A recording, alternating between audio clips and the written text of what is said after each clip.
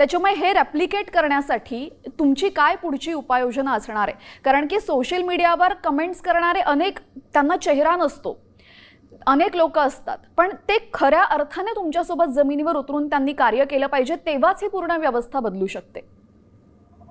हो, पण मला असं म्हणायचं की याच्यात ना आपण थोडं अनालिसिसमध्ये चुकतोय.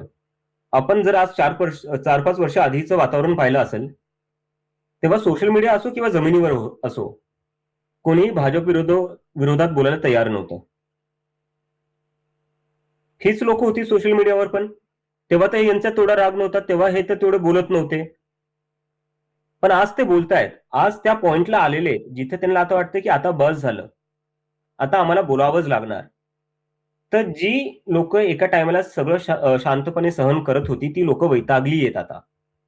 आणि त्यांनी बोलणं सुरू केले. जे ते आधी बोलत नव्हते, आता ते बोलू लागले. आणि ते आता फक्त बोलण्यावरच थांबणार नाही. ते जमिनीवरही उतरतील. आणि जेव्हा लोक जमिनीवर उतरतात, तेव्हा देशात बदल घडतो. आणि याच्यावर मला अजून एक गोष्ट सांगायची. मला बरेचसे जे नॅशनल मीडिया हाऊसेस आहे, हिंदी मीडिया चॅनल्स आहेत, ते विचारतात सारखे-सारखे, जमिनीवर उतरणार म्हणजे काय? तुम्ही बांगलादेश आणि नेपाळ सारखं करणार का? मी म्हणतो अजिबात नाही. भारतातले जे लोक आहेत, भारताचे जे यंग जनरेशन आहे, जेन आपण ज्यांना म्हणतो, ती खूप हुशार आहे. ती खूप स्मार्ट आहे. त्यांनी संविधान वाचलेलं आहे. आणि त्यांना माहिती आहे संविधानात त्यांना अधिकार दिलेला आहे जमिनीवर येऊन प्रोटेस्ट करायचा, आंदोलन करायचा शांतपणे. आणि शांतपणे ते सगळे आंदोलन करतील. तर चुकीनेही भारताच्या जेनझीला नेपाळमध्ये जे झालं, बांगलादेशमध्ये जे झालं, श्रीलंकेमध्ये जे झालं, त्याच्यासोबत अजिबातही तुम्ही कम्पेअर करू नका. कारण की हा जेनझी इतका हुशार आहे. बघायला गेलं, उदाहरण द्यायचं तर मी ज्या लोकांशी बोलतोय त्याच्यातलं कोणी नीटसाठी प्रिपेअर करतोय, कोणी IIT साठी प्रिपेअर करतोय, कोणी रिसर्चमध्ये चाललंय, कोणी डेटा सायंटिस्ट बनतंय. जर या लोकांचं आपण क्वालिफिकेशन बघायला गेलो, एज्युकेशन, तर ही पोरं जे ना, आजची मुलं मुली ही जी 20-21 वर्षाची आहेत, ती जी आज कॅबिनेट मिनिस्ट्री बसलेली आहे ना सगळी केंद्रात, त्यांच्यापेक्षा जास्त शिकलेली आहे. आपल्याला तर माहिती आहे राजकारणात किती शिकलेले लोक असतात, किती नसतात.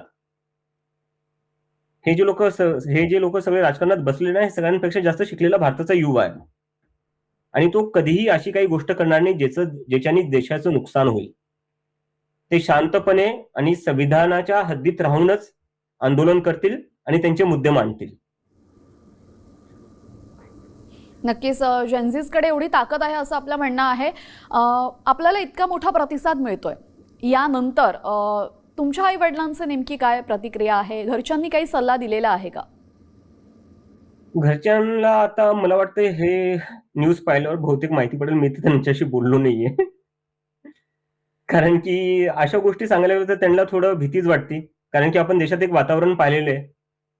सोनम वांगचुक बघायला गेलं, ज्यांच्यावर थ्री इडियट्स मूव्ही बनलेली होती, ते लद्दाखसाठी त्यांचे हक्क मागत होते. त्यांना 6-7 महिने जेलमध्ये ठेवलं. 6-7 महिन्यानंतर काय झालं? सांगण्यात आलं की त्यांनी काही चुकीचं बोललं नव्हतं.